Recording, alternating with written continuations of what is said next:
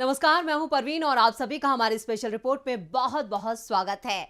11 दिसंबर को अनुच्छेद 370 को लेकर सुप्रीम कोर्ट का जो फैसला आया है, उसके बाद जम्मू कश्मीर पर जो चर्चाएं हैं वो काफी तेज हो गई हैं।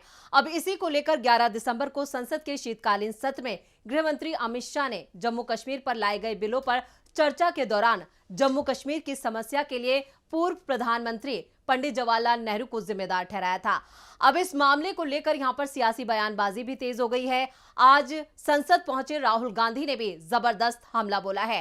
राहुल गांधी ने कहा है कि अमित शाह को इतिहास की जानकारी नहीं है, वो सिर्फ मुद्दों से भटकाने के लिए इस तरह के बयान देते हैं। चलिए सुन लेते हैं पहले कि राहुल गांधी ने और क्या कुछ कहा है और कैसे यहां पर अमित शाह को कहा है कि वो इतिहास को नहीं जानते हैं और एक नई कहानी गढ़ने की कोशिश की जा रही है। पंडित नेहरू ने मतलब अपनी लाइफ दे दी,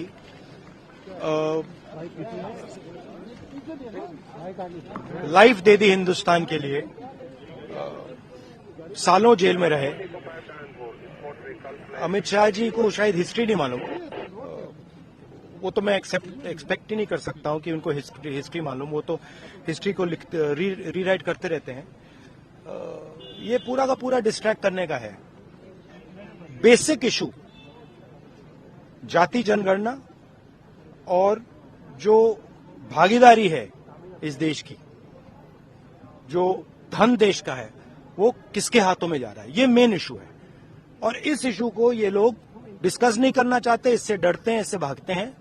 मगर ये इशू को हम आगे ले जाएंगे और जो गरीब लोगों का हक है वो हम उनको दिलवाएंगे। अनुच्छेद 370 को रद्द किए जाने की जो फैसला था उसको सुप्रीम कोर्ट ने बरकरार रखा है और उसके बाद ही यहां पर जो बयानबाजी या कहें कि जो सत्ता पर काबिज केंद्र सरकार है या केंद्रीय मंत्री हैं, जो उनके बयान आए वो भी यही मतलब कह रहे थे कि जो फैसला लिया गया मोदी सरकार की तरफ से वो पूरी तरह से ठीक था। अब इसी को लेकर यहां पर अमित शाह ने भी ये चर्चा की और यहां पर अगर कांग्रेस सांसद राहुल गांधी की बात की जाए तो उन्होंने साफ तौर पर कहा कि पंडित जवाहरलाल नेहरू ने भारत के लिए अपनी जिंदगी दे दी, सालों से वो जेल में रहे। गृह मंत्री अमित शाह को शायद इतिहास नहीं मालूम है और ये बात 16 आना सच भी है, क्योंकि यहां पर अमित शाह को जो इतिहास का ज्ञान है वो शायद कम है, इसलिए वो इस तरह या कहें कि तथ्यों से परे इस तरह का बयान देते हैं। वैसे ये कोई पहला मौका नहीं है जब बीजेपी की तरफ से इस तरह की बयानबाजी की जा रही हो। अक्सर यहां पर हमने देखा है कि संसद में पंडित जवाहरलाल नेहरू को लेकर इस तरह की बयानबाजी, और जब खासतौर से जम्मू कश्मीर का मामला सामने आता है तब इस तरह के बयान भी सामने आते हैं। और राहुल गांधी ने भी यही कहा है कि यहां पर जो मुख्य मुद्दा है, जो मूल मुद्दा है, वो जातिगत जनगणना, भागीदारी और देश का धन किसके हाथों में। यहां पर उन्होंने जिक्र अडानी का किया है और ये इसको लेकर वो लगातार हमलावर हैं। 5 राज्यों के विधानसभा चुनाव के दौरान भी उन्होंने हर मंच से इस बात को यहां पर उठाया था कि वो उनकी सरकार आती है तो वो जातिगत जनगणना जरूर कराएंगे और यहां पर भी उन्होंने इस बात का जिक्र किया है। चलिए ये भी देख लेते हैं कि राहुल गांधी ने जातिगत जनगणना और ओबीसी को लेकर और क्या कुछ कहा है। हमारा भी ओबीसी था, इन्होंने ओबीसी दिया, ठीक है, वो इशू नहीं है।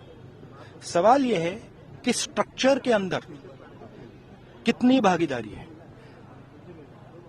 प्रधानमंत्री ओबीसी हैं, मगर सरकार को 90 अफसर चलाते हैं। 90 अफसर में से 3 ओबीसी हैं और जो ओबीसी हैं उनका कोने में ऑफिस है। तो मेरा पॉइंट है कि सरकार का सिस्टम, हमारा इंस्टीट्यूशनल सिस्टम जो है पूरा का पूरा, उसमें ओबीसी की कितनी भागीदारी है, दलितों की कितनी भागीदारी है, आदिवासियों की कितनी भागीदारी है, ये हिंदुस्तान के सामने मेन सवाल है। और ये मुझे बोलने दीजिए, आपसे सवाल पूछा तो बोलने दीजिए। हाँ, ये मेन इशू है। और 24 घंटा ये डिस्ट्रैक्ट करने के लिए कभी जवाहरलाल नेहरू के बारे में बोलेंगे, कभी किसी और के बारे में बोलेंगे।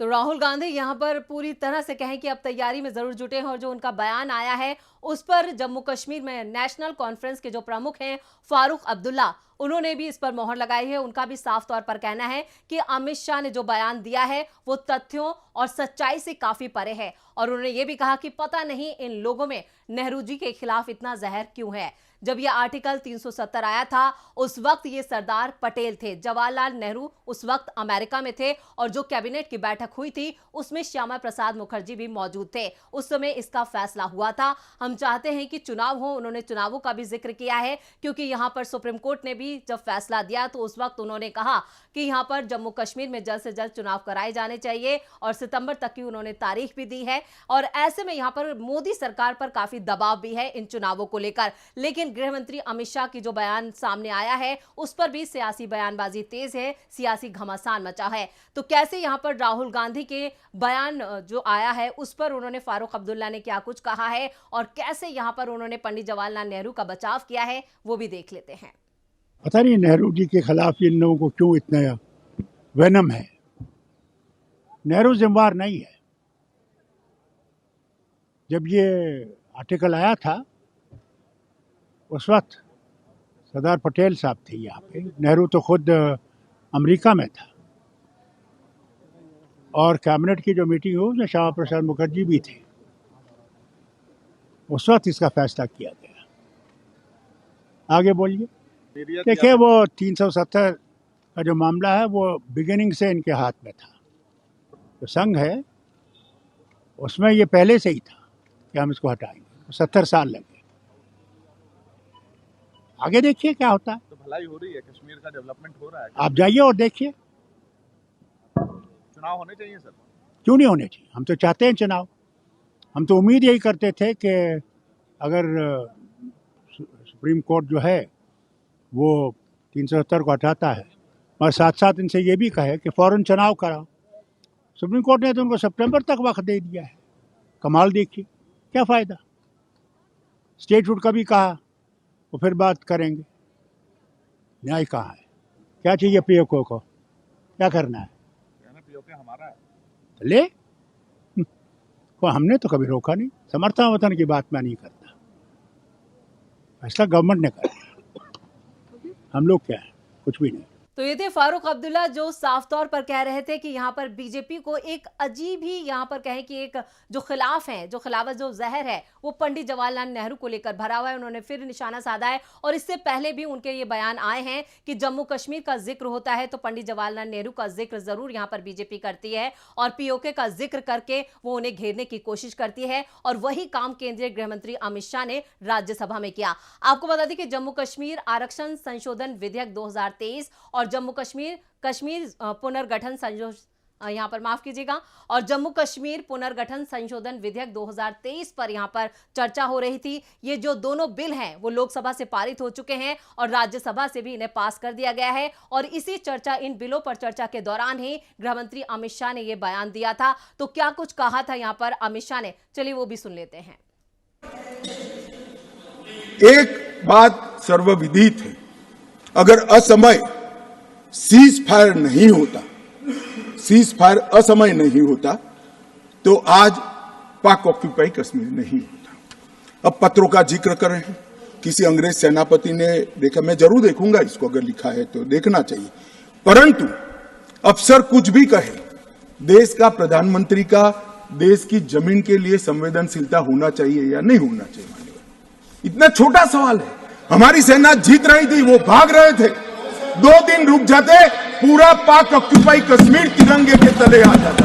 तो यहाँ पर जो इतिहासकार हैं, जो जम्मू कश्मीर पर यहाँ पर अच्छी जानकारी रखते हैं, जो राजनीति के विश्लेषक हैं, जो जानकार हैं, वो साफ तौर पर कहते हैं कि बीजेपी की जो ये बयानबाजी आती है या जो खासतौर से अमित शाह यहाँ पर पंडित जवाहरलाल नेहरू को लेकर जो बयान दे रहे हैं वो पूरी तरह से यहाँ पर मनगढ़ंत हैं और भ्रामक हैं। और यही बात आज राहुल गांधी ने की है, वही बात यहां पर फारूक अब्दुल्ला भी कह चुके हैं। तो आप अंदाजा लगाइए कि किस तरह से यहां पर झूठ को परोसा जा रहा है और लोगों के सामने, जनता के सामने इसको दिखाया जा रहा है। और हर बार यहां पर गांधी परिवार और नेहरू गांधी को लेकर जो बयानबाजी बीजेपी की तरफ से होती है वो काफी निचले स्तर की होती है और राजनीति के स्तर को भी यहां पर दिखाया जाता है कि बीजेपी जो राजनीति कर रही है वो निम्न स्तर की है। और यही बयानबाजी यहां पर राज्यसभा में देखने को मिली, जो बयान यहां पर अमित शाह की तरफ से आया है, जबकि वो गृह मंत्री हैं और उनकी तरफ से इस तरह का बयान आना कई सवाल जरूर खड़े करता है।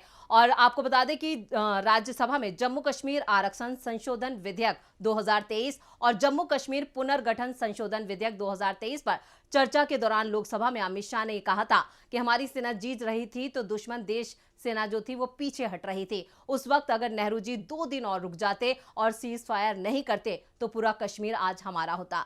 देश में 550 रियासतों का जो विलय हुआ वो कहीं भी उसमें धारा 370 नहीं लगी। जम्मू कश्मीर जवाहरलाल नेहरू देख रहे थे और वही क्यों लगी। 3 परिवारों ने अपने फायदे के लिए जम्मू कश्मीर के एसटी समुदाय को उनके अधिकारों से वंचित रखा, यह भी यहां पर शाह ने कहा है और इसी को लेकर यहां पर राहुल गांधी ने आज पलटवार किया है। अब देखना होगा कि राहुल गांधी ने जिस तरह से यहाँ पर जवाब दिया, उन्होंने साफ कहा है कि अमित शाह को यहां पर इतिहास का कोई ज्ञान नहीं है। जो यहां पर जनहित के मुद्दे हैं, जो बड़े मुद्दे हैं, उन मुद्दों से ध्यान भटकाने के लिए बीजेपी इस तरह की बयानबाजी करती है और वही अमित शाह करते हैं। आपको बता दें कि 5 राज्यों के विधानसभा चुनाव के नतीजों के बाद से ही यहां पर बीजेपी का जो मनोबल है, जहां पर 3 हिंदी पट्टी है वहां पर बीजेपी की जीत हुई है। उसके बाद कहीं ना कहीं जो घमंड है बीजेपी का वो बहुत ज्यादा बढ़ गया है और उसके बाद इस तरह की बयानबाजी सामने आ रही है। ना सिर्फ संसद से लेकर सड़क तक बीजेपी नेता इस तरह के बयान दे रहे हैं और जब इतने वरिष्ठ नेता और जब खुद अमित शाह इस तरह की बयानबाजी करें तो उसको क्या कह सकते हैं। इतिहासकार इन बयानों को खारिज करते हैं। खुद यहां पर जो जानकार हैं कश्मीर को लेकर, जो कितनी किताबें लिखी गई हैं, उनमें भी इस बात का जिक्र है कि असली जिम्मेदार कौन था। उस वक्त के जो हालात थे, उन हालातों के हिसाब से ही पंडित जवाहरलाल नेहरू ने जम्मू कश्मीर को लेकर जो फैसला लिया था वो बिल्कुल उचित था, वो बिल्कुल सही था। अब उसी फैसलों को यहां पर कह सकते हैं कि बीजेपी अपनी नाकामी छिपाने के लिए इस तरह की बयानबाजी कर रही है। लेकिन फिलहाल जो सुप्रीम कोर्ट का फैसला आया उसके बाद भी यहां पर बीजेपी के हौसले जरूर बुलंद हैं। लेकिन अब देखना यह होगा कि राहुल गांधी के बयान के बाद बीजेपी उस पर क्या पलटवार करती है। तो ये थी हमारी स्पेशल रिपोर्ट। आपको हमारा ये वीडियो कैसा लगा नीचे कमेंट बॉक्स में अपनी राय जरूर दें और इस वीडियो को ज्यादा से ज्यादा लाइक करें और शेयर करें। देखते रहिए डीबी लाइव। नमस्कार।